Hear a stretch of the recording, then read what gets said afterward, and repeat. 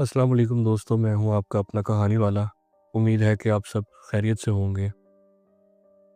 आज का वाक़या एक स्कूल और उस स्कूल में गुज़ारने वाली एक रात के बारे में है। तो चलिए चलते हैं अपनी कहानी की तरफ। उम्मीद है कि आपको पसंद आएगी। ये वाक़या आज से तकरीबन 1 साल पहले मेरे साथ हुआ था।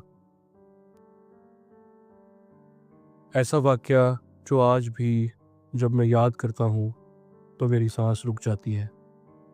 मैं ये कहानी किसी को डराने के लिए नहीं सुना रहा, बल्कि इसलिए कि जो कुछ मैंने देखा वो हकीकत था।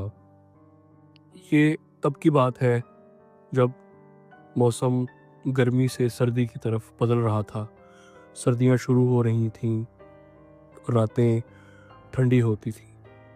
उस वक्त मेरे फाइनल एग्ज़ाम्स करीब आ चुके थे।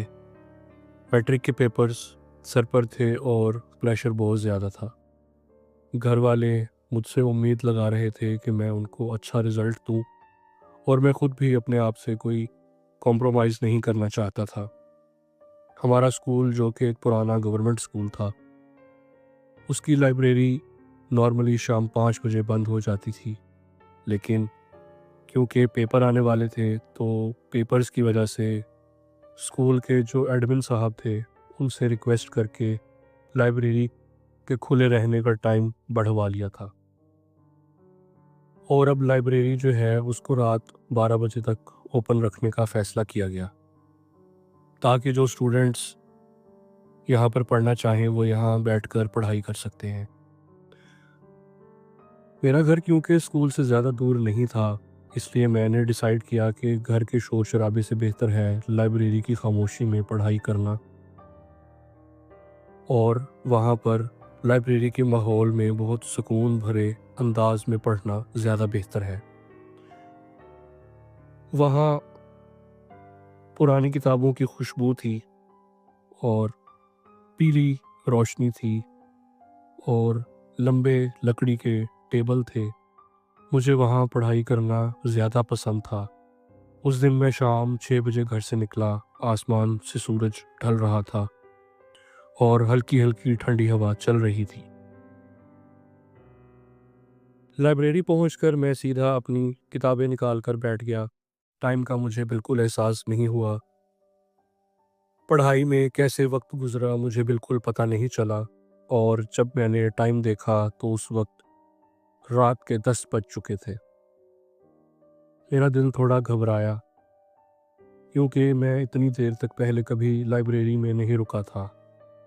आमतौर पर रात को 8 बजे तक स्टूडेंट्स वहाँ मौजूद होते थे, लेकिन उस दिन ना कोई स्टूडेंट, ना कोई और बंदा, ना किसी के चलने की आवाज़, ना किसी के किताब के पेज को पलटने की आवाज़, कोई आवाज़ नहीं थी। बिल्कुल खामोशी, ऐसा सन्नाटा कि जिससे कानों को भी घबराहट होने लगे। ऐसी खामोशी थी कि अब मुझे वहाँ पर डर लगने लगा था। मेरा काम 10-15 मिनट में ख़त्म होने वाला था, तो मैंने सोचा कि बस अपना काम फ़ाइनल करके फिर मैं यहाँ से सीधा घर जाऊँगा। मैं फिर से पढ़ने में मसरूफ़ हो गया। तभी अचानक मुझे किसी के चलने की आवाज़ सुनाई दी, लेकिन वो चलना नॉर्मल नहीं था। ऐसा लग रहा था जैसे कोई लंगड़ा कर चल रहा हो। मैं गर्दन नीचे करके पढ़ रहा था, लेकिन अचानक मैंने गर्दन ऊपर उठाई और इधर-उधर ढूंढने लगा कि आवाज़ किस जानिब से आ रही है। लेकिन मेरे दिल में ख़्याल ये भी था कि यहाँ पर कोई होना तो नहीं चाहिए। और अभी मैं अपने दिमाग में यही बात सोच रहा था कि अचानक मुझे पीछे से किताबें गिरने की आवाज़ आती है। मैं घबरा कर खड़ा हो गया। दिल बहुत तेज़ी से धड़क रहा था। मैं बगैर पीछे देखे अपनी किताबें उठाकर भागकर लाइब्रेरी से बाहर निकल गया। लाइब्रेरी के बाहर हमारे स्कूल का एक बहुत लंबा कॉरिडोर था।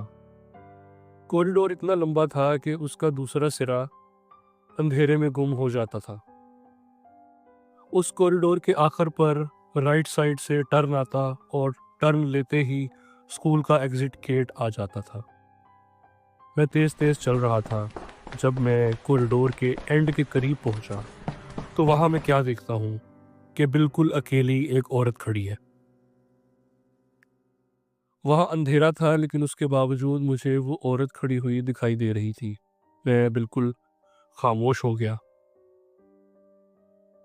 मैंने उससे पहले कभी ऐसा कुछ नहीं देखा था और मैं ये भी सोच रहा था कि इस वक्त स्कूल में कोई टीचर तो मौजूद नहीं हो सकता।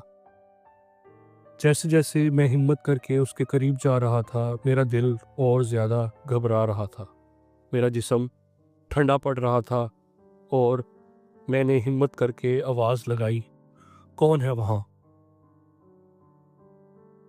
मेरी आवाज़ कॉरिडोर में गूंज उठी और अगले ही चंद सेकंड्स में वो औरत वहाँ से गायब हो गई। बिल्कुल इसी तरह जैसे कभी थी ही नहीं। मैंने एक लंबी सांस ली। मुझे लगा शायद मैं थक गया हूँ जिसकी वजह से कुछ ज़्यादा ही सोच रहा हूँ। मैं तेज़ी से कदम बढ़ाकर वहाँ से बाहर निकल गया। बाहर की सड़क पर पहुंचकर मैं अचानक रुक गया। सड़क बिल्कुल खाली थी। ये बात मुझे बहुत अजीब लग रही थी क्योंकि आमतौर पर सड़क पर इस वक्त इतना सन्नाटा और वो सड़क इतनी वीरान नहीं होती थी। वहाँ पर ट्रैफिक, लोग, रिक्शा, बाइक, पैदल चलने वाले, कोई ना कोई रात के उस वक्त वहाँ मौजूद होता था, जो कि आज नहीं था। मैं थका हुआ था, भूख लग रही थी और मेरी टांगें भी मेरा साथ नहीं दे रही थी। मैं नज़र झुकाकर घर की तरफ चलने लगा। अभी मैं कुछ कदम ही चला था, ज़मीन पर मेरी नज़र पड़ी तो मैंने देखा कि मेरे साए के अलावा एक और साया भी मेरे साथ चल रहा है। मैं जैसे ही आगे बढ़ता वो साया भी आगे बढ़ जाता। मैंने सर उठाया और सामने देखा तो मैं क्या देखता हूँ कि वही औरत मेरे बिल्कुल आगे चल रही थी, लेकिन उसका साया मेरी तरफ था।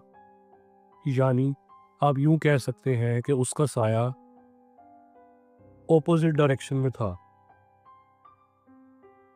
मेरा जिस्म जैसे पत्थर का बन गया हो। मैं अपनी जगह जम गया। उसकी चाल बहुत अजीब थी। हर कदम पर उसका एक पाँव घसीट कर ज़मीन पर लग रहा था और उस आवाज़ से मेरी सारी हिम्मत ख़त्म हो गई थी। उस रात सड़क की लाइट धीमी थी और रोशनी कम थी। मैं उस औरत को देख रहा था। अब मैं उसके बिल्कुल करीब खड़ा था। उसके कपड़े बहुत पुराने और फटे हुए थे, जैसे सालों से किसी ने धोए ही ना हो। उसके हाथ और पाँव टेढ़े थे, उंगलियां अजीब सी थी और ऐसे लग रहा था जैसे बहुत ही वहशत नुमा चेहरा हो। उसका चेहरा वाज़ेह नहीं था क्योंकि उसके बहुत ही बिखरे हुए बाल उसके चेहरे पर आ रहे थे और किसी भी सूरत वो इंसानी चेहरा नहीं लग रहा था। मेरा दिल ज़ोर ज़ोर से कह रहा था, यहाँ से चले जाओ, यहाँ से निकलो, इस औरत के करीब मत जाना। लेकिन मेरी टांगें बिल्कुल सुन पड़ गई थीं और मेरा साथ नहीं दे रही थी। मैं उससे आगे नहीं जा पा रहा था, बस उसके पीछे खड़ा था। मजबूरन मैं वहाँ रुका हुआ था। फिर अचानक उस औरत ने रुककर मेरी तरफ देखा और कहा, मेरी बेटी, क्या तुमने मेरी बेटी को देखा है? उसकी आवाज़ इंसानी नहीं लग रही थी। ऐसी आवाज़ जैसे किसी ने बहुत अरसे बाद बोलना सीखा हो। मेरी ज़बान बंद हो गई, दिमाग सुन्न हो गया। मैं कुछ कह नहीं पा रहा था। मुझे लगा अगर मैंने कुछ ऐसा कह दिया जो कि गलत हुआ तो शायद मैं ज़िंदा घर ना पहुंच सकूं। मैंने डर के मारे दूर एक जगह की तरफ इशारा किया। मैं कोई लफ्ज़ नहीं बोला, मैंने बस हाथ का इशारा किया, सिर्फ इस उम्मीद पर कि वो चली जाएगी। वो औरत आहिस्ता आहिस्ता उस तरफ चल पड़ी। उसकी चाल और ज़्यादा आहिस्ता हो गई थी और फिर वो अंधेरे में गुम हो गई। मेरी सांस अभी तक फूली हुई थी। मुझे लगा शायद अब सब खत्म हो गया होगा, लेकिन मुझे डर था कि वो फिर से मेरे सामने आ सकती है। मैंने एक सेकंड भी ज़ाया नहीं किया और जितनी ताकत थी उतनी तेज़ी से भागना शुरू कर दिया। उस वक्त मेरा दिमाग सिर्फ एक ही बात सोच रहा था कि कोई मिल जाए, कोई भी इंसान, कोई गाड़ी वाला, कोई रिक्शे वाला, कोई भी ऐसा जो कि मेरे सामने आ जाए ताकि मेरे डर की कैफियत कम हो जाए। इसी दौरान दूर से चीखने की आवाज़ आई। वो आवाज़ इतनी तेज़ थी और इतनी दर्द भरी थी कि मेरा जिस्म एक दफ़ा कांप उठा। वो यही है। उस आवाज़ में खुशी नहीं थी, गुस्सा नहीं था, सिर्फ बहुत ज़्यादा दर्द भरा हुआ था। उसके बाद मुझे कुछ याद नहीं। जब मेरी आँख खुली तो मैं अपने घर में था। मेरा सर बहुत भारी था और मैं अपने आप को बिल्कुल कमज़ोर महसूस कर रहा था। मेरी अम्मी मेरे पास बैठी हुई थीं और हमसायों के एक अंकल भी वहाँ मौजूद थे। अंकल ने मुझे बताया, बेटा तुम मुझे गली में बेहोश पड़े हुए मिले। मैंने तुम्हें देखा तो फ़ौरन तुम्हारे घर ले आया। मैंने हिम्मत करके अंकल से पूछा कि क्या आपने उस औरत को देखा? अंकल एकदम से सीरियस हो गए और उन्होंने सिर्फ मुझे ये कहा कि तुम्हें उस गवर्नमेंट स्कूल के करीब रात को अकेले नहीं घूमना चाहिए। वो औरत कौन थी? वो कहाँ से आई थी? और ये क्या मामला था? ये सब आज तक कोई नहीं जानता। तो दोस्तों, ये थी आज की कहानी। उम्मीद है कि आपको पसंद आई होगी। अगर आपको कहानी पसंद आई हो तो लाइक कीजिएगा और शेयर कीजिएगा और हमारे चैनल को सब्सक्राइब कीजिएगा। और अगर आपके पास भी कोई ऐसा वाक़या, कोई ऐसी कहानी मौजूद है जो आप हमें भेजना चाहते हैं, तो नीचे स्क्रीन पर हमारा व्हाट्सएप नंबर और ईमेल एड्रेस मौजूद है। आप लिखकर या ऑडियो रिकॉर्डिंग में हमें अपनी कहानी भेज सकते हैं। मैं उस कहानी को नरेट करके अपने चैनल पर अपलोड करूँगा। मिलते हैं जल्द ही किसी नए खौफनाक वाक़ये के साथ। तब तक जुड़े रहिए।